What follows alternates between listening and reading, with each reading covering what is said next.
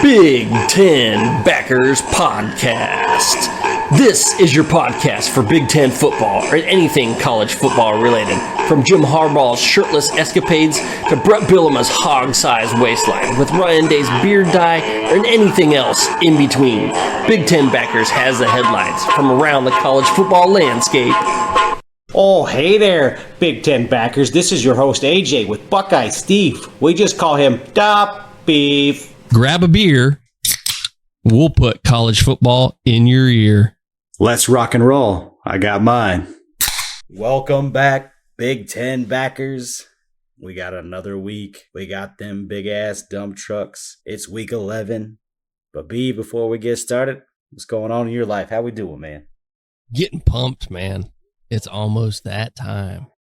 Big games in the Big Ten and all across the landscape, baby.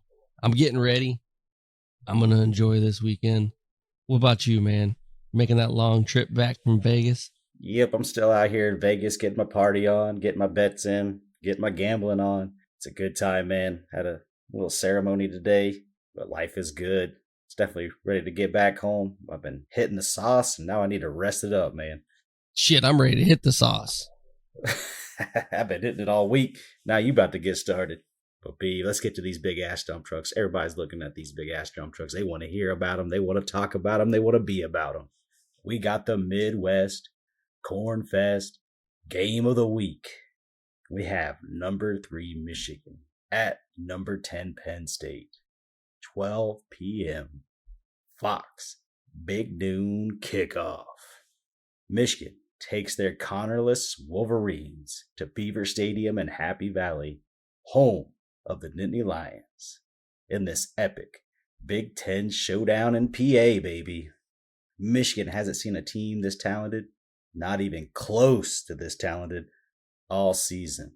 Watch out. The story here are those D's, and both of them got some big D's to put into that Beaver Stadium.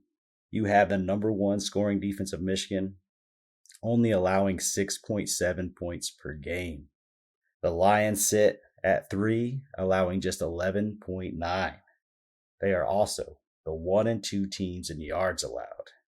Penn State's also second in the country in sacks and will need to be up for JJ and Blake Corum because those guys can ball. These Nittany Lions, they will be juiced and ready to get James Franklin a big win he hasn't had much success in doing in his career at Penn State. Defensive coordinator Diaz has turned that Lions defense around, and they coming. They coming for Michigan. Michigan is the favored team, but it's never easy to play in Happy Valley. Michigan also has some pending punishments coming from the Big Ten, so I expect them to play with some extra anger, and they're going to take out their anger from the Big Ten out on Penn State. Beve, this will be a slobber knocker defensive battle with everything on the line. How do you see this epic game unfolding? You know, the interesting part about this is where a team wants to have their team tested so that they know what the mental strength of the team is. Michigan, they haven't had those ups and downs, those ebbs and flows that comes with a heavyweight battle, with a talent-equated team. How does this team react? How do the leaders on this team lift up another player that's slipping, man? If a turnover doesn't go their way, do they shake it off? Do they rebound? And it's not just one player's mental toughness that has to be on point in a big game like this. It's 22 different players and all the coaches. They all have to overcome the environment on top of it. Just one person can fuck up the entire team's mojo in a game like this, man. So they all have to be ready to go. They all have to not have mental lapses. And that's the reason you'd like them tested, man. They haven't been tested. We want to know how they respond to adversity. This Wolverines team is mentally strong with a huge fucking lead, and then no, they don't take their foot off the gas. That's for damn sure. But what to look for keys to this game. Penn State leads the nation in turnover margin at plus 16. That's 20 turnovers created by this defense, man. And they've only given away 4. Basically, their offense is created because of turnovers. because they suck. And I mean, suck in yards. 61st in the nation in yards per game. Well, I guess that's not suck. And it's not even quite Big Ten West suck. It's just pedestrian. Points per game, they are 6th. So they've been getting a lot of points without yards. That means it's coming from turnover. It's got to come somewhere. How do you score without getting yards? You get the ball close to your end zone. So, like I said, biggest keys of this game, turnover. So look for that first. Then in the red zone, Michigan has only allowed 1 touchdown all year inside the red zone. I know their opponents are dog shit, but damn, Ohio State has a top defense and has allowed more touchdowns in the red zone. I mean, you can get 1 touchdown in the red zone just by Rutgers and Purdue. You can beat that. With Penn State, you can get more than 1 red zone touchdown in their game against Illinois. And in 10 games, that's all they've given up in the red zone. That's pretty damn impressive, dude. Even against Cream Puffs. Again, keep track of the turnovers. Protect your balls, Michigan, because Penn State's coming after them. Sandusky style. Sorry, I couldn't resist. I know that's over the top, but it fits so perfectly. My prediction, Penn State only gets 1 turnover, and Michigan shows its mental toughness. 28-10. What you got, AJ? Michigan, and maybe Jim Harbaugh, gets it done and destroys the Lions in Beaver Stadium, winning 27-20. We have another beautiful game. Another big-ass dump truck, and it's beautiful. This is the backers' big one. Number 9, Ole Miss, and number 2, Georgia, 7 p.m. game on ESPN. The Lane Train Rebels arrive in Athens to face the 2-time consecutive national champion Dogs in another beautiful SEC Saturday night matchup. And Beve, I'm ready. We got a great opener and a great closer this week, boy. Ole Miss quarterback Jackson Dart versus the Dogs dog quarterback Carson Beck. Beck has been getting hot the last few weeks, and Dart will look to be the tip of the dart and spearhead for his boys. Dogs finished a tough test last week taking down Mizzou. They better be up on the Blue Chew for another, and maybe even a more talented squad coming into Athens this time. Georgia has put 26 consecutive wins on the line this Saturday. That's a school record. They haven't seen a loss since Bama in 2021. The Dogs are averaging 9.1 per pass and 4.9 per rush. They are known for their D, but these Dogs are different. They score often, my friend. Beve, break down this quarterback battle between Dart and Beck. Man, at first I thought Beck would be way on top. No comparison versus Dart. But man, there's not much difference statistically. When you compare them, passing yards, Beck's 9th in the nation, Dart's 19th. Passing TDs, they're both tied at 39th in the nation with 16. 16 touchdowns. Both of them have 4 interceptions. Completion percentage, there's a little separation. Beck has 72.2%, Dart 65.6%. So that's actually a pretty good amount if you think about percentage-wise. Dart equalizes that with his running ability. He has like 350-some yards rushing and 4 touchdowns. What? Man, this got me thinking, what would happen if Ole Miss wins this game? Where are they going to rank out? Because Bama could win out, win the division, play Georgia, and still, Ole Miss won't even win their division. They won't make it to the championship game. Does an 11-1 team that beat Georgia get left out of the college football playoff? I don't fucking know, man. Depends on what everyone else does, I guess. That's a toughie. I mean, that would be a conundrum for that committee. They'd be like, fuck it, let's go to 12 right now. I mean, I think they should. Why wait another fucking year? This year would be a good year for it too, boy. Every year's a good fucking year for it. It just means more good football, man. Come on. Makes no damn sense. Just let it happen. Yes, sir. But who cares? It won't happen anyway. Dogs by more than 2 touchdowns.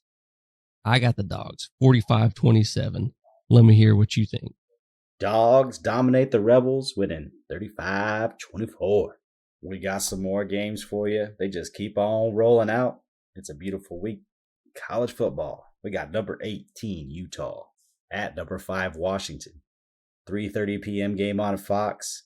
Utes and Dogs and a Pac-12 thriller. This will be a great filler in between those games we just talked about.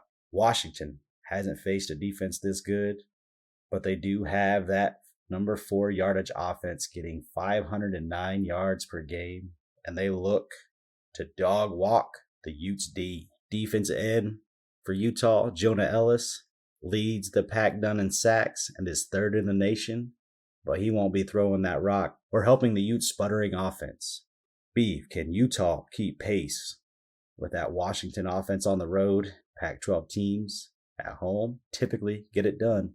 And the Pac-12 team's going to get it done again at home. Utah was exposed by those Ducks, man.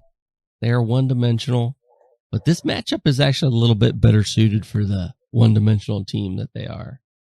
So let's look at this. Washington with their offense, Utah with that defense. It's big on big. Utah's D, will it slow down the Phoenix? I think it'll slow them down.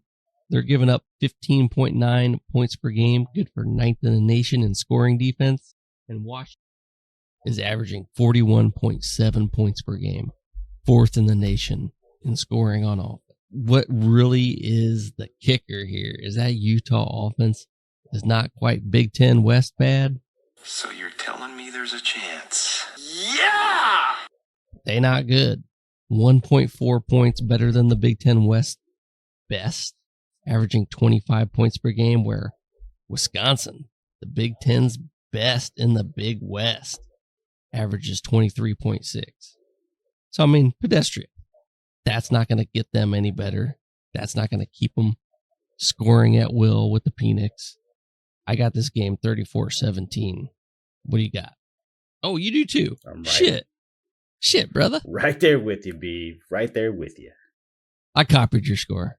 I'll give you credit. Hey, you got to do what you got to do. Like great minds think alike, baby. It just looked so good, I had to take it. We got one more big-ass dump truck for you. We had number 13, Tennessee, at number 14, Missouri. Tennessee is on the road against the Tigers of Mizzou, who are currently licking some dog wounds. This is the first time these two teams will meet where they are both ranked teams. Both teams have been eliminated from the playoffs. This one's going to have to be for bragging rights in this similar talented matchup between these two. Vols bring in the nation's number 3 rushing offense, averaging 227.8 yards per game. Isn't that crazy for Heupel? He just flipped the damn script. Went from a bombs over Baghdad offense to putting that shit on the ground. Crazy. I mean, he just readjusted his whole offensive scheme to fit his players, man. I got to give him credit for that. Mizzou is a solid team all the way around. They may look a bit outmatched on the stats, but boy, these Tigers are at home, and that matters sometimes. Beve, how do you see this SEC battle going? Well, let's look at that. Missouri offensively averages 434 yards per game and 32.4 points per game. Conversely, Tennessee averages 466.4, so about 22 yards per game greater for Tennessee, and they're scoring 34.8 points per game. So 2.4 points per game more. I think the home field advantage can overcome that offensive difference, right? But then let's look at that D. Missouri, they're giving up 343.2 yards per game and also giving up 24 points per game. Tennessee, on the other hand, 319 yards per game and 18.4 points per game. So roughly, 24 yards more a game. But really the biggest difference is that 6 points per game. Almost 6 points per game. That's almost a touchdown, man. That's a big difference. looking at that, it would make a lot more sense to go with Tennessee. Those defensive stats, they're having my mind telling me no, but my body's telling me yes. So I'm going with Missouri, baby. And the opposite of your score. Missouri 31, Tennessee 24. Absolutely beautiful rendition you put on there. I think that you got a record deal coming, but you're definitely wrong on the score. Bulls are going to win on the road 31-24. But Beve, it is that time. Who are we? What do we talk about? What do we love? Where do we go every weekend? We go to the Big Ten. Big Ten. So let's go ahead and start breaking down the rest of those Big Ten games. We did cover one because it was a fucking dump truck. Big Ten Roundup. Week 11. Let's get on that big action. We got Rutgers at number 22, Iowa. 3:30 p.m. game on BTN. Hawkeyes play host to the Knights of New Jersey. Rutgers looks to bounce back after taking a loss from the Buckeyes at home last week. Iowa got a gritty win in Wrigley in the Windy City, and that win may have helped them boot that 53-yard field goal to end it. Rutgers, the number 2 Big Ten rushing offense, will face off against that stingy number 4 ranked Big Ten defense of the Hawkeyes that's only allowing 13.7 points per game. Beve, what do you got on these two teams?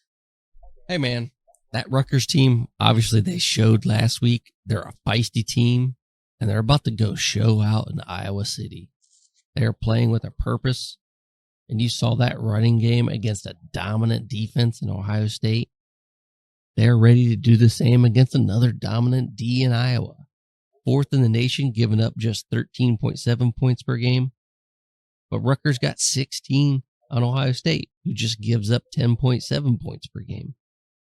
If they can get a full 5 points greater on Iowa's average, that's 18, 19 points. And I'm not sure Iowa's offense is up for that much scoring, man. You think they can put that many points on the board? No, absolutely not. I mean, you saw him. I think it's getting worse. Now that Brian knows he's gone, he's like, man, I don't even want to score. I'm not even trying no more. Poor guy. Can't even try. That's so sad. I mean, last week, would they get 10 points? Yep, 10 points, exactly. Their percentage is going down, bro. So I got Rutgers, man. 12-9. Nothing but field goals. I picked Rutgers as well. 14-13. Let's get to that next Big Ten game. We got Maryland at Nebraska, 12 p.m. on the cock. Peacock, that is. Oh, yeah. Give me that cock. You can have all of the cock. Did I just say that? Did I just say that? You did just say that. This will be Let's Go Bowling Bowl for the Huskers and Terps.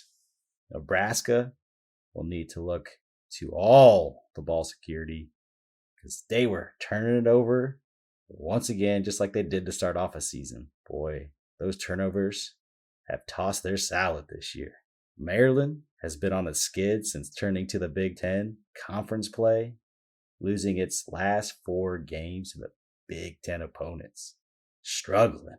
Maryland does have the number 2 best Big Ten passing game, averaging 280 yards per game. Beve. Nebraska has the best rushing offense in the Big Ten. Who's winning it? Pass or run? Man, I got to go with the running team. I think Maryland is checked out for the season. Losing those 4 straight, and this would make 5 L's in a row. That's sorry, man. And if they can lose to Illinois and Northwestern back-to-back, Nebraska can get it done too. And obviously they don't match up well with those teams with 0 offense. So let's give it to Nebraska, man. Let's get those Cornhuskers bowling. Let's see them in that pinstripe. Well, I said it last week, and I was looking forward for them getting the win against Michigan State because I thought for sure it was going to happen. Well, I'm sticking with my Huskers, even though they disappointed me last week. They're going bowling 21-16. I'm right there with you, B. I think Nebraska gets it done at home, and they win this one 28-24. Kingpin, baby. Let's go bowling.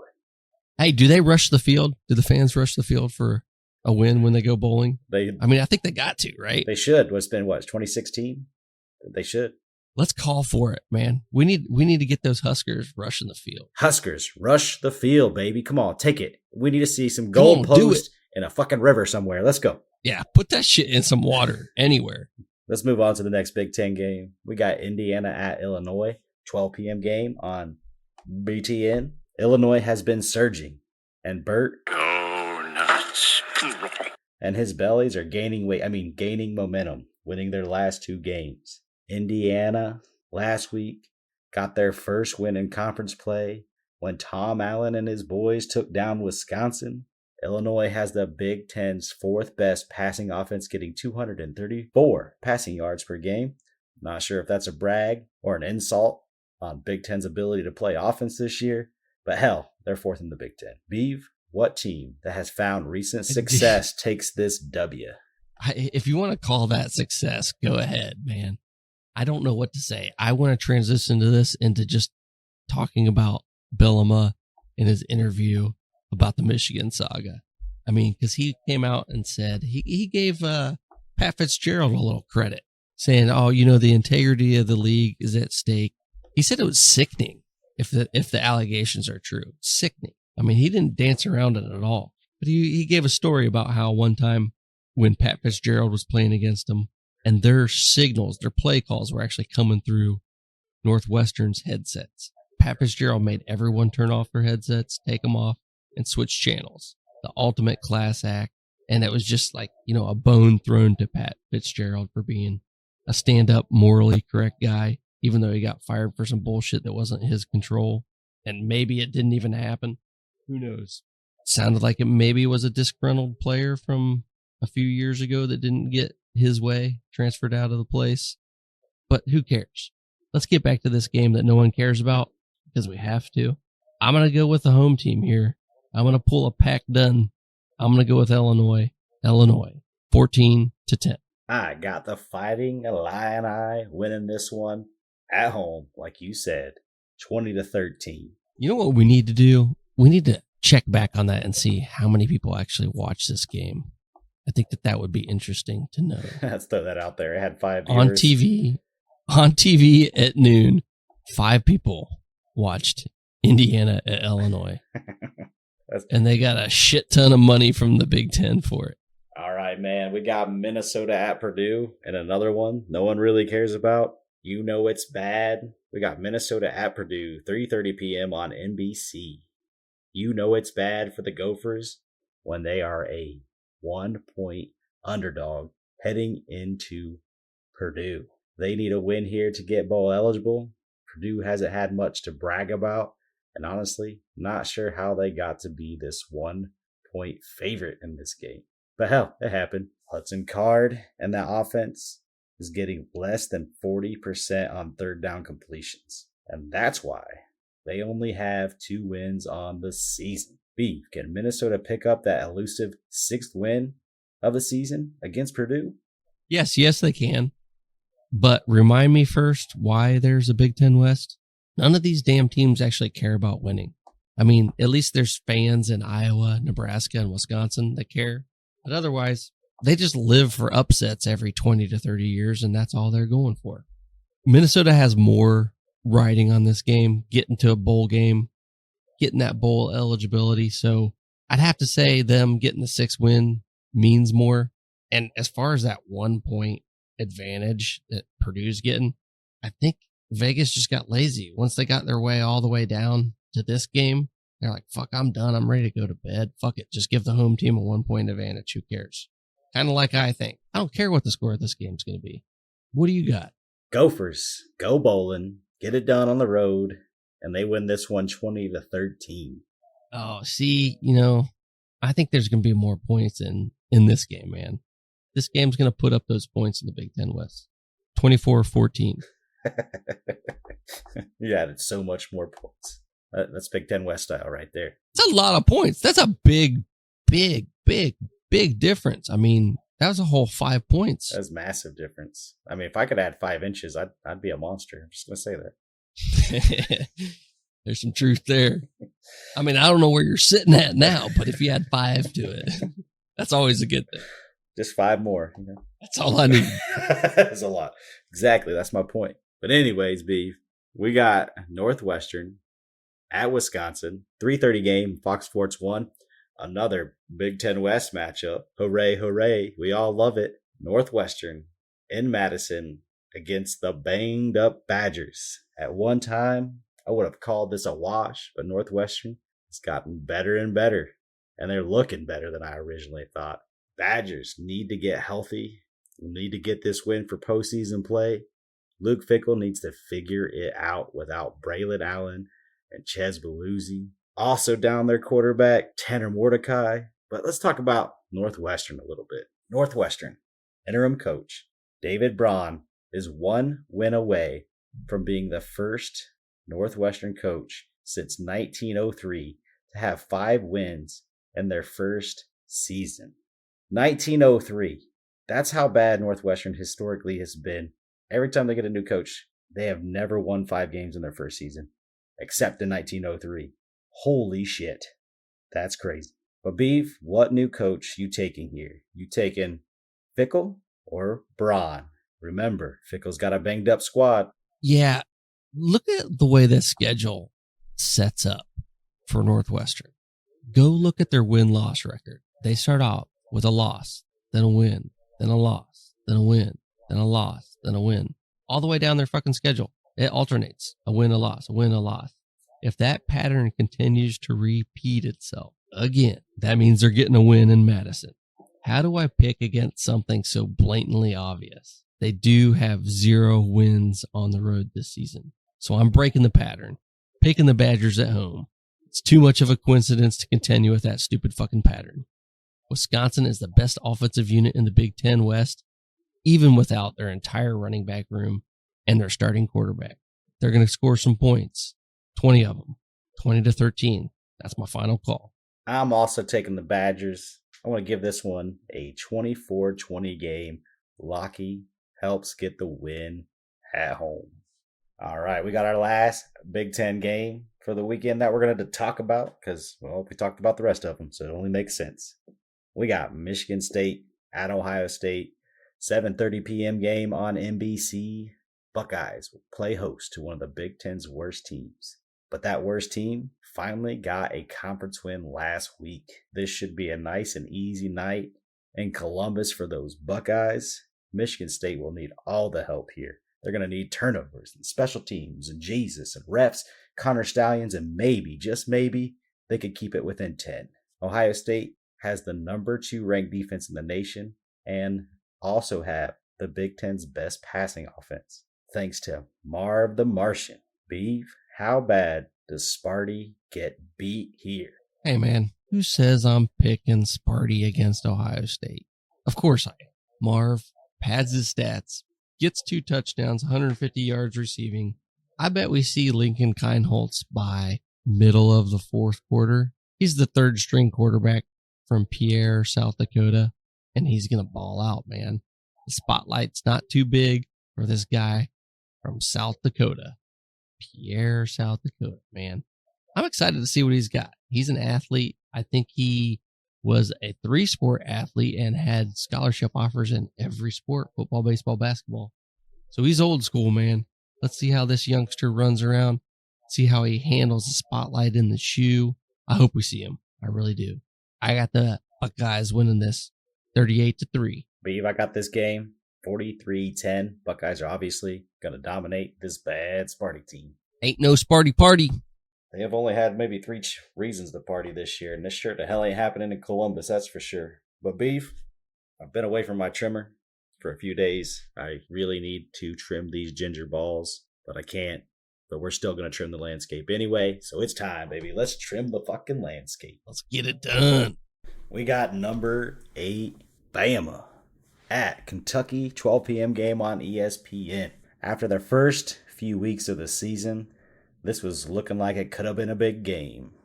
Bama may have some hangover effects in this game after dominating LSU, but who knows? We will find out. But just know this, Bama will not stand for any of that rat poison in his locker room. Ain't happening, Beef. Saban ain't falling for that shit. Bama and Milroe have done nothing but improved over the length of the season. And well, their rankings are only going to climb as others lose and Bama keeps those wins coming on in. Milroe showed off his running ability. Big game, having 155 yards on the ground and 4 touchdowns, something he hasn't done all season. And is this another case of the college football playoff committee forecasting and just waiting to move the tide past Texas? I don't know. What do you think? I don't know. It could be. They say they don't do that, but man, it looks like they set that shit up left and right. And then what about Kentucky, man? They started off like world beaters, but it was against a bunch of dog shit teams. And they lost 3 in a row to ranked teams. That motherfucker back there is not real. What do you think? What do you think about this Kentucky team, man? I think they were definitely overinflated at the beginning of the season. I think everybody had that high in the sky apple pie hopes, but it was bullshit. Their quarterback that they transferred in has not been playing well. They're just average, man. They're mid. It is what it is. They can't get over the hump over anyone good in the SEC. It's a damn shame. So they've lost all the rated teams, all the good teams, and beat the bad teams. And they got overinflated because of that Florida win. And it looked good at the time. It did, but there's a lot of people beating Florida this year, so go ahead, Bebe. Get your prediction out there. I got them. Alabama, the Tide, rolling 38-10. Yeah, I'm with you, Bebe. Bama is going to give a bluegrass beat down to Kentucky, and they win this one 43-13. We talked about Florida. Let's move on down to the Sunshine State. We got a rivalry game. We got Miami at number 4, Florida State. 3:30 p.m. game on ABC. This will be a Sunshine State battle for supremacy. Florida State is looking to make the playoffs while Miami tries to save the season with a win against their rival. But watch out for Jordan Travis and those wide receivers. They're going to be running up that Hurricane defense. Yeah, man, hopefully those receivers are back. They were out on injury. Notice we didn't leave Florida in there in that battle for supremacy because the Gators suck, man. I think those Swamp Hunters caught up on them Gators. Anyway, the 9th team in the nation in scoring, Florida State is. Their offense is putting up 39.6 points per game, and their defense is 16th in scoring, giving up 17 points per game. Yeah, and we called this in the start of the season, Florida State in our top 5, and we were catching all kinds of shit. But here they are in November, ranked 4th in the nation.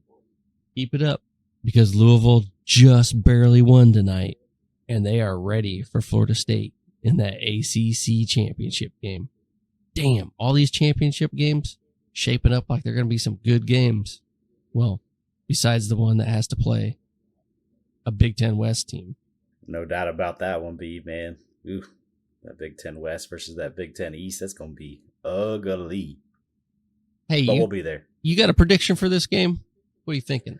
I do, man. I do have a prediction for this game, and I think Florida State's going to calm the Hurricanes, and they're going to win this one 31-17. See, they're going to be playing like it's the eye of that hurricane. You're right. Everything's going to be calm, but they're not ever going to feel the side effects. They're going to be playing in the middle of the whole damn game, 44-10. We got West Virginia at number 17, Oklahoma. 7 p.m. game on Fox. After 2 straight losses on the road, the Sooners get to come back home to lick their wounds and try to get a win against West Virginia. West Virginia was projected to be in last place at the beginning of the season. Bottom dwellers. For the Big 12. They were supposed to be bottom dwellers, but they have put a season together. Now, they're not making no playoffs. They're not going on no championship run, but you got to respect the build they have put on this season. I'm excited for this matchup. No one had this one circled, but here we are, ready to watch West Virginia at Oklahoma. Oklahoma was once the golden child looking to make the playoffs, and now They're just in survival mode for the rest of the season. Beve, what you got on this game? Yeah, they're going to have to circle those wagons and get their shit into gear. 2 straight losses. This was a game that mattered a few weeks ago. Now it's not so fucking important. I mean, who cares if West Virginia wins? Who cares if Oklahoma wins? Is it going to make a big deal? No. Is it going to make someone feel better as a coach? Probably. It's going to make a fan base excited? Yeah. Honestly, I don't know what to say. It kind of looks like Oklahoma could fold it up. I mean, they could turn into a Maryland. Hell, Brent Venables and Dabo are going to be on the same wavelength. Going to have fans calling in, bitching out Venables pretty soon. And at Oklahoma, they would do that. Oklahoma fans would be pissed. They're expecting some wins, man. They had high hopes after knocking off Texas, and I would too. This is at Oklahoma, so I don't see West Virginia coming into their house and pulling it off. But, man, I just don't know what we're going to get. So I'll go with Oklahoma 24, West Virginia 21. Man, Beef, I think you got the scoring a little low. I think the defenses are a little suspect. Those offenses can score. Give me a 38-34 win for the Sooners. They get back on track. But too late, because the train's not going to the playoffs. Speaking about teams that fell off the track, we have USC. Oh no! We suck again! Or SC, or Southern Cal, whether you guys out in California like to call them, because y'all get butthurt whenever it's said wrong. Have some of that. Give me some words. Don't give a shit. They're playing number 6 Oregon, 10:30 p.m. on Fox. This is a Pac-12 after dark game, boy, and I love me some Pac-12 after dark. Oregon, 2nd in yards, 2nd in scoring offense. That's for the nation. 11th in scoring D, 18th in yards given up per game. This is all in the nation. Can that USC D get any worse? Can it get any worse? It is so freaking bad. At least the Grinch is gone. He will be stealing no more Christmases from the Trojans. He was a bust, and now he's done. Beeb, what do you got on this game? I don't know, man. What is USC playing for now? Just to be a respectable team with only 3 losses? A team that fired its defensive coordinator and has already lost motivation, due to be eliminated from conference and playoff goals. I can see this team packing it in and losing games it would normally win. The D is a lost cause, though. I mean, it's already done for the year. Playing in Eugene, I see a domination. But Caleb is still going to be Caleb Williams. He's going to get hit. These are 2 top 5 quarterbacks in touchdowns and both top 10 in yards per game. This is a quarterback battle, man. And I think Oregon edges them out with that defense that they have, bro. I got a high scoring game, 54-40. I don't think USC is going to put up that much. I think they're going to struggle with this defense. This defense could be a little inflated, though. If you look at their competition, you can kind of see why their defense has played so well. They haven't really played a lot of great offenses outside of Colorado, but that's Colorado. But anyways, I still don't think USC scores this much. Oregon wins 51 to, let's say 32. Let's go. Where are we going next? We go into those AJ and B best quickies, and you know we love our quickies. We got Virginia at Louisville. It just ended. It was a close game, but Louisville took control at the end. Yeah, 2 touchdowns. I think it was in the last 5 minutes that they scored. Might have been even 3 minutes. Anyway, 2 long touchdowns at the very end to close the deal. One to tie it up and the other go ahead to take the lead. Next, we got Texas Tech at number 16 Kansas, 12 p.m. on Fox Sports 1. We got Tulsa at Tulane. Battle of the T's, 12 p.m. on ESPN2. And the surging number 21 Arizona Wildcats at Colorado at 3 p.m. on the Pac-12 network. No one's going to be tuning in for that one.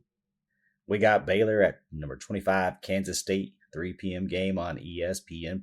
Another one no one's going to watch. Number 15, Oklahoma State at UCF, 3:30 on ESPN. I'd like to tune in for that one, man. I want to see some more Okie State. How about them Cowboys? We got Stanford at Oregon State, 5:30 p.m. game on the network no one has and is coming to an end because it's an endangered species, the Pac-12 network. All right. What normally would be a game of the week, unrated Florida at number 19, LSU, 7:30 on the SEC network, better known as ESPN. We got another one that looked like it could have been a nice game, but then these two Carolina teams started to fall apart. We got Duke at number 24, North Carolina, 8 p.m. on the ACC network. Beve, it is time to get Matt up in here. We got some bets to go. We got to find out how we did last week. We got to get these guys ready to get their bets in and make some money. Let's get Matt on the line. Bring in Seattle, Matt. We need to make some money. Let's go. Matt does Vegas. I'm in Vegas. Let's get it on. What's going on, Matt? How we doing? We brought you back. You're bringing those bets. I'm in Vegas. I'm ready to go down the FanDuel and play and make some money, baby. Yeah, well, thank you all for having me, and I think we all need to listen to AJ after last week between myself and the Beve. It was pretty rough for me. I went 9-11-1, 103-90-3 on the year, but AJ going 5-2. He is now up to 30-20-1 on the year. That's almost a 60% winning percentage. Very solid. Beve going 3-4 last week, now at 28-23. You are now 2.5 games behind AJ in the standings. Tell me how you're feeling about being in second place. I piss excellence, so I'm coming back. I'll be in first at the end of the season. That's all that matters. It's not about where you're at around the third turn. I'm just going to brag about it, Beve. I'm going to brag about it, man. I got you, Beve. I got you. Beve, let's shoot for a winning week this week. We'll see what we can do. Yeah, let's get these Big Ten backers some money. Let's get into this first game. We got Michigan at Penn State, man. Big game. It is a big game. Starting out just looking at where cash is going, or let's start out with the over-unders. You see 43.5 starting has moved up to 44.5. You've seen that spread stay rather tight at -5.5. Kind of feels like a very odd -5.5. Don't really know where they're going with that. If you're looking at cash, 66% of the cash right now is heading towards that over. That's why you've seen it move up a point. But what you're really seeing with the sharps there with that moving that number up is they think that there's going to be a little bit more scoring in this game, which is odd because you're looking at Michigan being number 1 in the country in points against allowed on defense. You got Penn State 3rd in the country, so you're talking 2 top 5 defenses. But you also look at the flip side, Michigan 5th in the nation in scoring, Penn State 10th in the nation in scoring. So these are two, at least on paper, very good teams. If you're looking at where the sharps are going versus the public, this is where it gets interesting. Sharps are actually fading Penn State quite a bit, or going with Penn State, I should say, quite a bit. You're seeing the betting public predominantly go with Michigan. So when I look at a game like this, first off, with the cash going with that over, I do like that over. I think first half, you might want to play that under. I think these teams get their legs under them. Could see something in that second half. However, I'm going with the eye test. I'm going with what I think is going to happen. I know Michigan hasn't played anybody thus far, but I think Michigan's a complete solid team. I'd probably lay the points and go with Michigan, but let's start with you, AJ. Where are you going? I'm with you, man. I do like the over, but I think the safer bet here is Michigan and the points, baby. Yeah, that's where I was leading the whole way. Lay those points for Michigan. Let's get into this next game. Georgia has back-to-back home games and banger matchups, but this time, Ole Miss at Georgia. So starting out here, you saw Georgia -11. That has moved up to -11.5. We've seen an over-under stay relatively flat at 58.5. If you're talking where cash is going, this is where the half a point is going. You're seeing about 58% of the cash right now going towards Georgia. And I think you can look at this and say, okay, Georgia is looking like they're rounding out like that back-to-back national championship team. Ole Miss, I go back to one of their biggest games of the year. They lost by 14 points to Alabama. I know they beat Tulane, but Alabama was really the biggest game on their schedule besides LSU. LSU's kind of shown who they are with 3 losses already this year. That -11, if you see that line creep down there, I'd probably be laying Georgia. but quite honestly, I think they're rolling. So minus 11.5, lay the points, give me the Bulldogs. But let's start with you, Beef. Well, yeah, I got to take Georgia overall to win the game. How I'm going to do that is a different story. 11.5 points. That's a lot of points. But yeah, fuck it. Lay the points. Give me Georgia. Give me them dogs.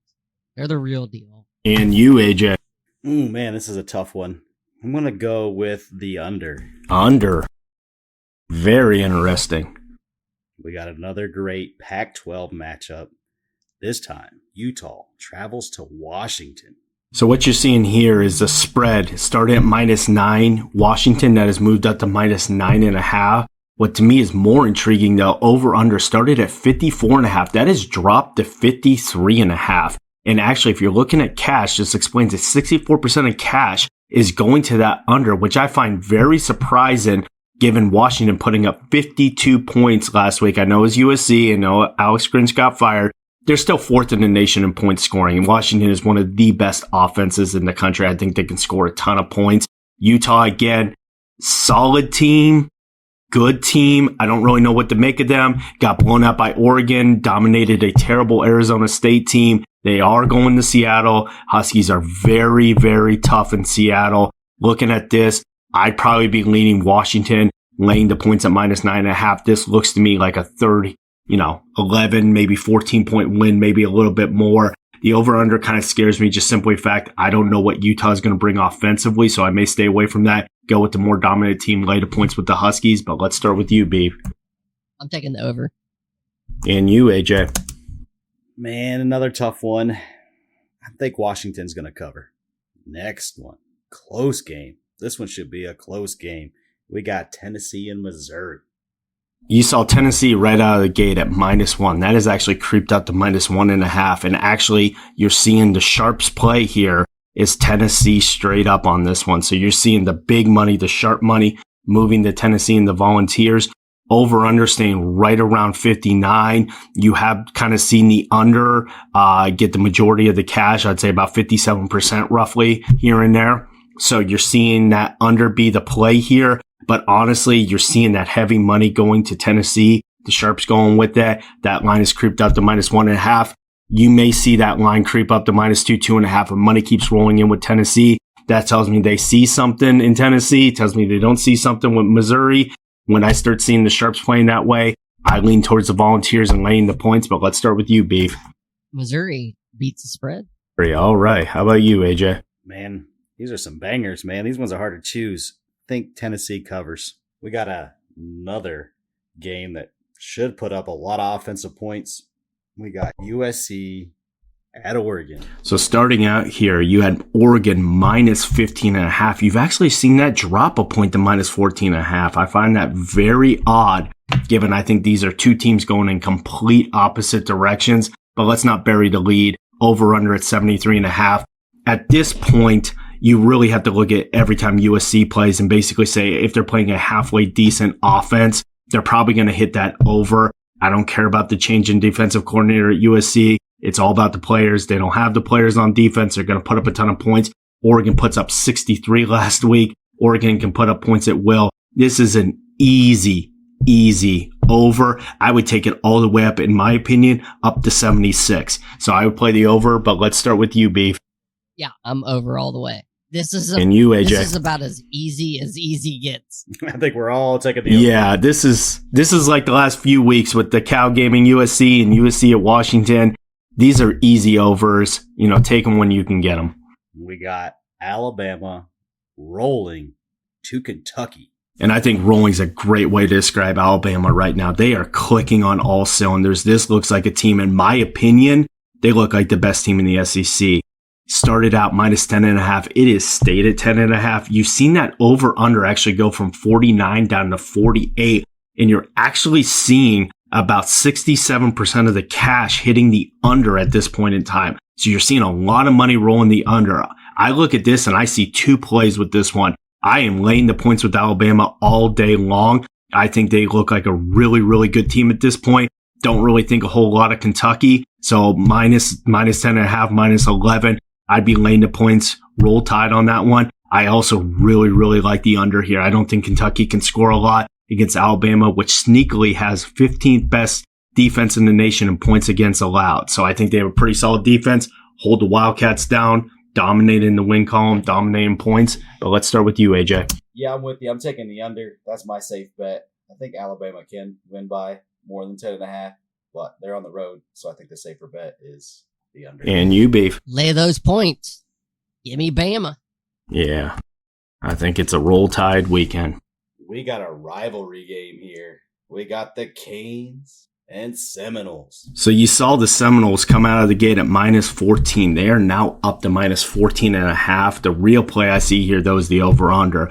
It started at minus 49.5. That has jumped to 50.5. Florida State, 7th best team in the country in scoring. They have great quarterback play. They got fantastic wide receivers. I think they can put up a lot of points. Miami's 42nd in the nation. They're going to put up some points, be all right. 31st in the nation points against allowed, but I think Florida State's offense is too dominant. I really don't like the hook here.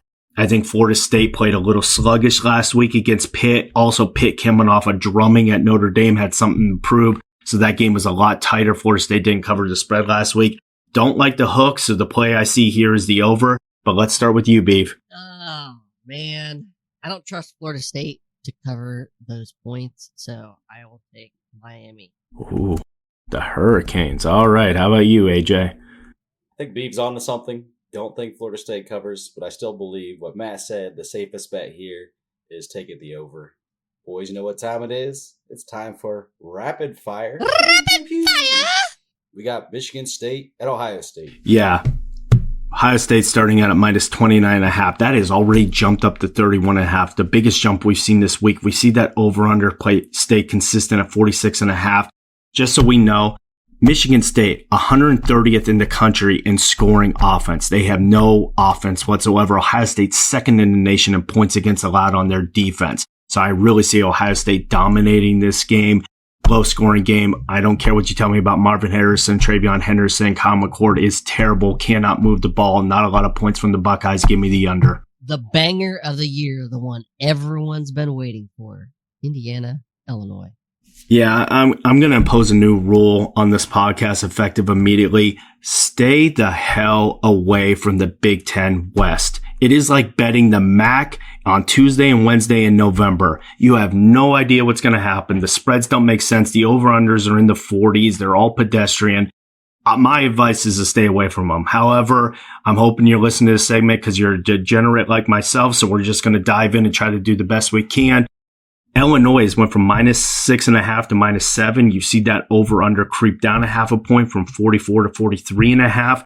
When you're looking at a play like this, I actually think Indiana, although I've been bashing them quite a bit, if you actually look at the last few games, they've been playing a little bit better. I know 126 in the nation scoring allowed. With that being said, I don't really trust Burt Bielema in Illini.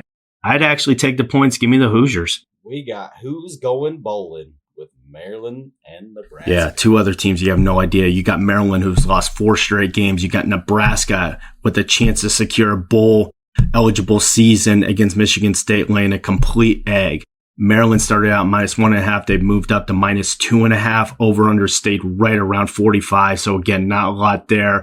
When I look at a game like this, I have no confidence in either of these teams. Again, I would completely stay away. Big Ten West with Nebraska. However, when I'm seeing minus 1.5 to go to 2.5, give me the Terrapins. Another classic matchup. Rutgers versus Iowa.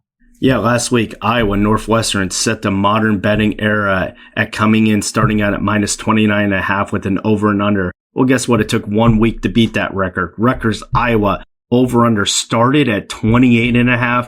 That has moved up to 29.5. Iowa went from minus 1 to minus 1.5. I don't know how you're looking at this game and saying that is moving up a point. I know nobody can stomach the concept of going under at 29.5. I'm taking the under all the way here. We got another great Big Ten West matchup. Minnesota and Purdue. Yeah, this is one, and you're not going to hear me say this very often. I think Vegas got the favorite wrong here because you're seeing Purdue minus 1. Now, again, that's not a huge favorite underdog matchup, not a huge discrepancy. Purdue just has done nothing this year.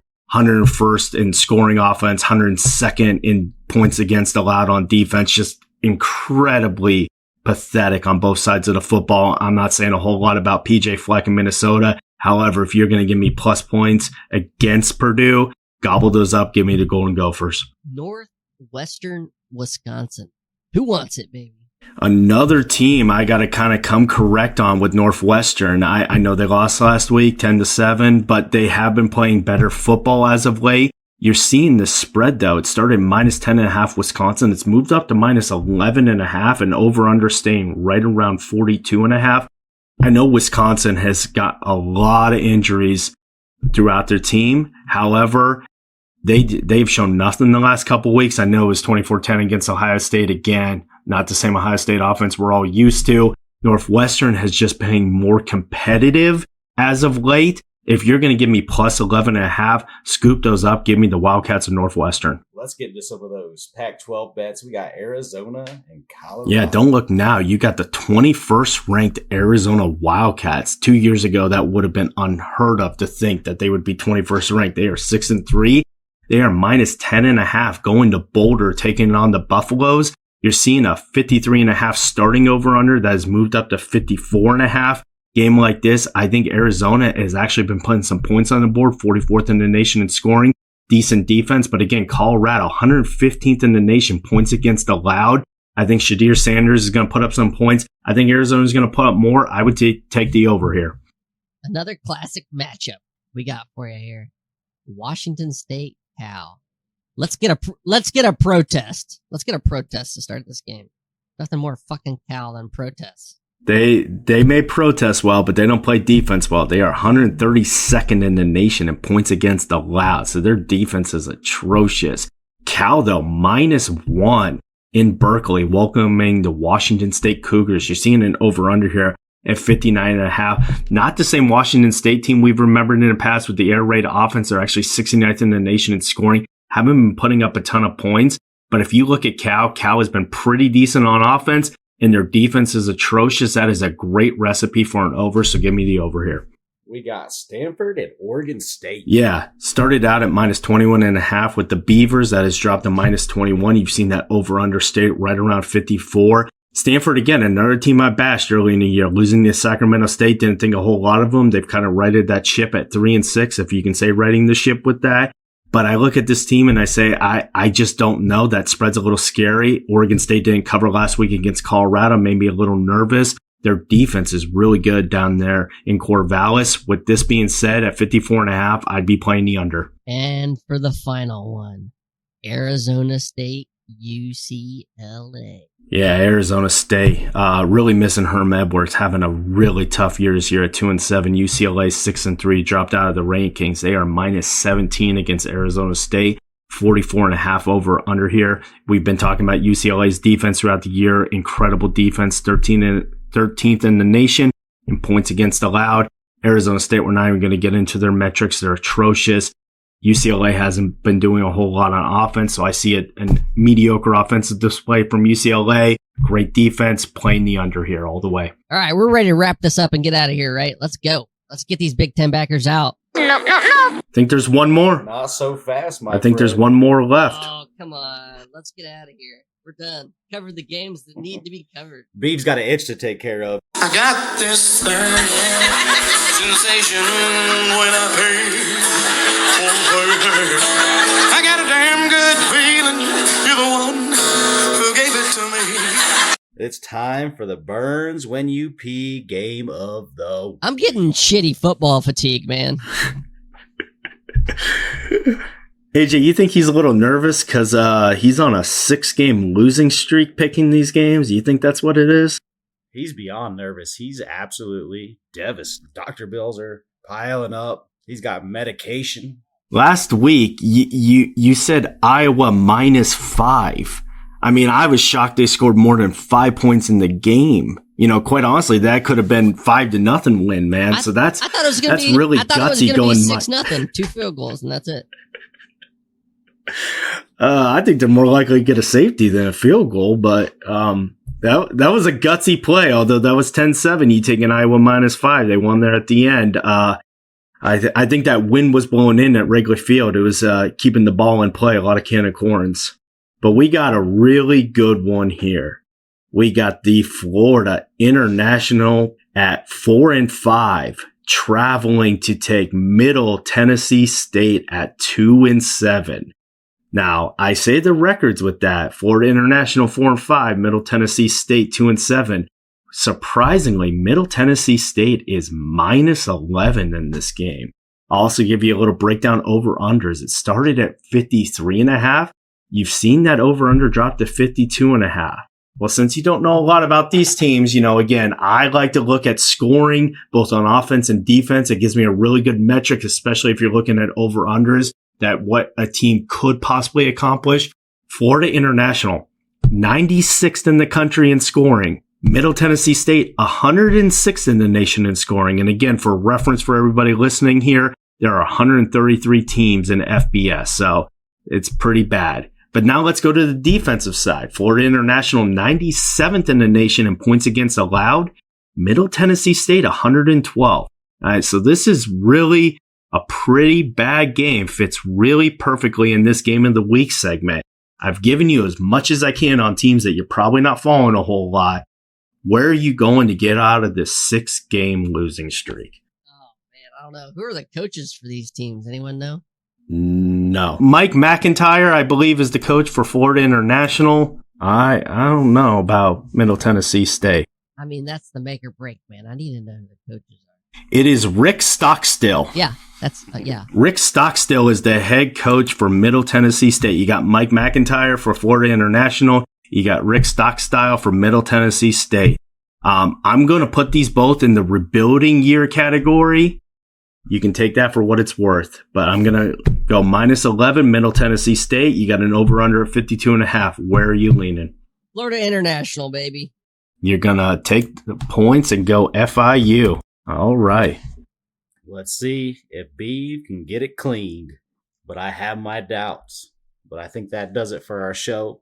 Matt, as always, we love having you on here. We appreciate you bringing in these bets. We love this segment. Been making some money off these segments. But Beve, get us on out of here. Thanks again, Matt. Thanks for coming.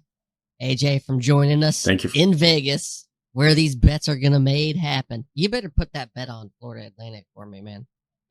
Florida International. I would not recommend that, AJ. I think I should go the opposite. Yeah.